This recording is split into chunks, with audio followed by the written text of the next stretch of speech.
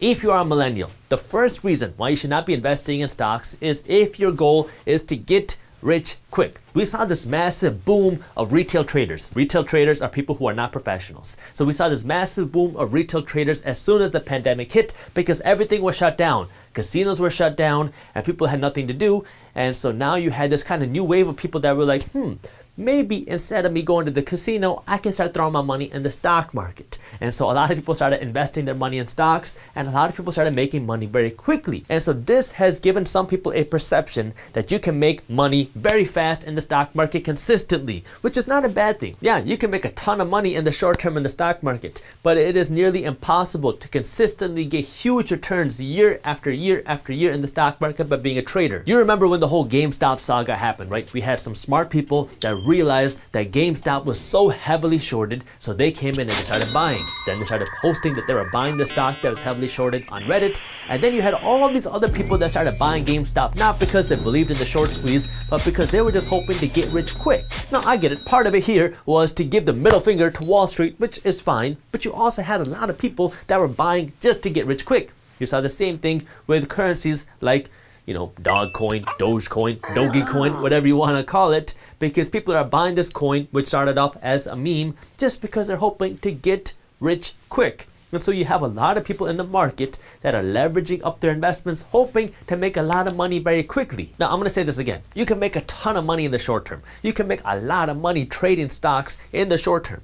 But if you want to keep this money and you want to grow this wealth over the long term, there's a different strategy for doing that. And that's not trading stocks. The thing that I'm worried about more than anything else is that between 2020 and 2021, we have seen the stock market after the crash pretty much go up straight like this.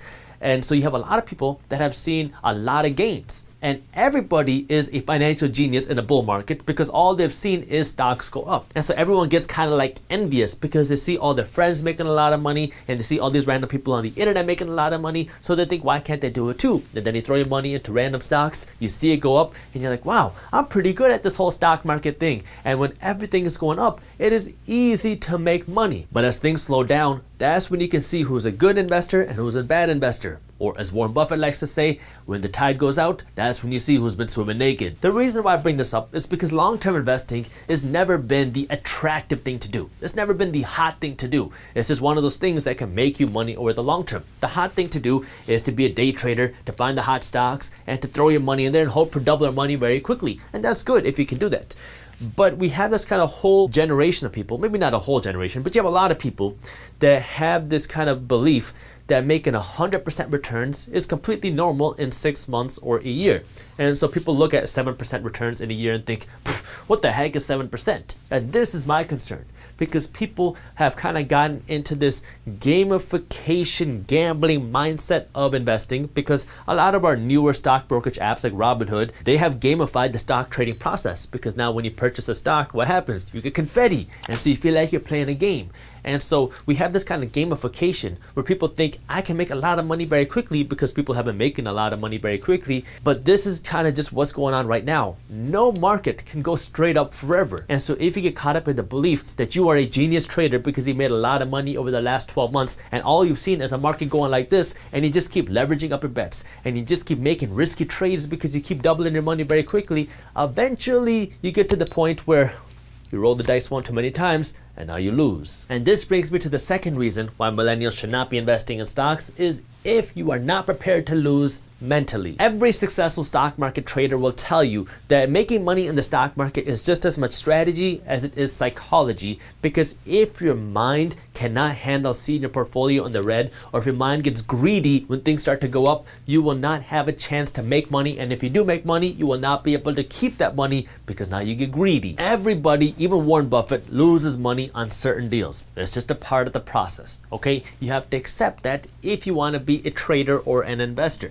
Now, once you get over that, you're going to have to go through a few losses. That way you can learn. It's just the tuition of being a stock market trader or investor. This one sounds easy in theory, but it's a whole lot harder to practice, because if you invest a lot of your savings into the stock market and then you see your stocks go down 10%, all of a sudden you saw your $10,000 go down to $9,000, and if it keeps going down, you start to panic. It's very easy to glorify the stock market wins, but a lot of times you don't see the pain that it takes to get there. Like everybody talks about Amazon. They say things like, if you just invested $1,000 into Amazon when they first went public, you would be a multi-millionaire. But what they don't tell you is if you would have invested that $1,000 in Amazon, you would have also had to see your $1,000 investment drop by 90%, and you would have had to still keep your money and not lose faith and not panic and not sell. Not a lot of people have that mental discipline to see their investments fall by 90% and then still stay in the game because they believe in what they're investing in. Now, don't get me wrong here. I'm not saying that you should hold every investment no matter how far down it goes. You got to pay attention to your investment. You got to pay attention to your company. You got to know what you're investing in. Sometimes a company is going to go bankrupt and you want to get out as fast as you can.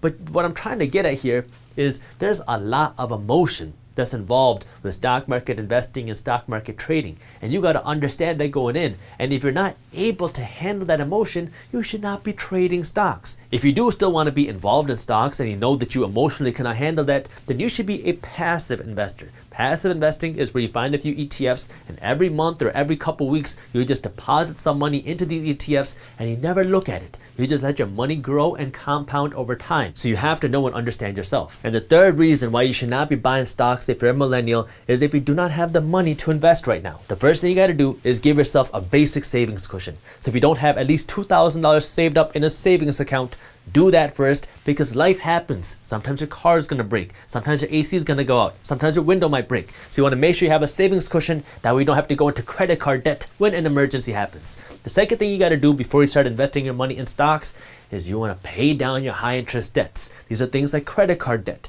Because if you're paying 15% a year to your credit card company and the stock market on average grows by 8 to 10% a year, you're going to get a better return by paying down your credit cards than you will by investing your money in the stock market.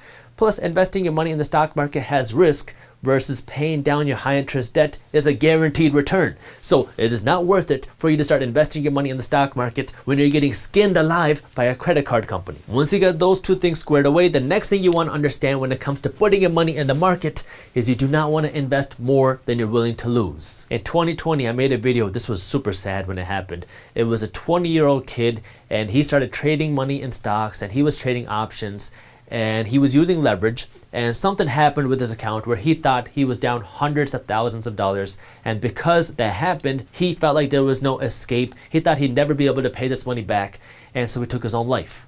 And so money is real. Stock market trading is real. And so you got to understand that if you're investing your money in the market, this is money that you might not get back. There is a risk to investing your money in the market, which is why I always say that investing your money has risks. You are never guaranteed to make money when you invest. You might even lose money, which is why you should always do your own due diligence and never blindly listen to a random guy on YouTube. There's a lot of crap out there on the internet with people promising these hopes of super high returns. And all you got to do is start with $100 or $1,000. And now you can leverage up your investments tenfold or 20-fold. And now you're using all this debt. And you've never traded money before. And you just think that if you just use all this debt, you're going to be able to make so much more money because now you're using other people's money to trade stocks, even though you're not good at trading stocks yet. And so now you are using all this money that you don't have, that you cannot afford to lose.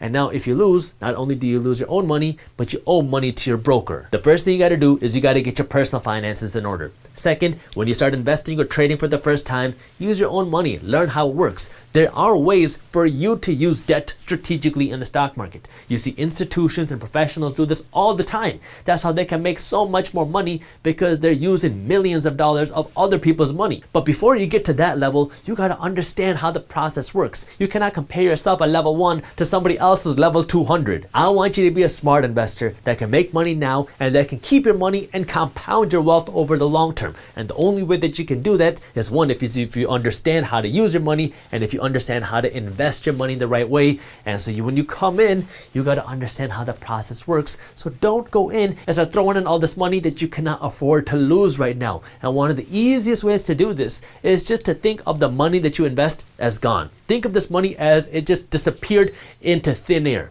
Now, if you do that and you make money, now you just found brand new money. And if you lost that money because you're learning, well, you already told yourself that you had lost that money and it's not going to hurt as bad. If you enjoyed this clip and you want to continue your financial education journey, I have another video that I think you'll love. All you got to do is click that button right over there. And for those of you who want to stay up to date on the top finance and business news, you can join Market Briefs, my free financial newsletter, by clicking that button below. Thank you for watching, and I'll see you in the next one.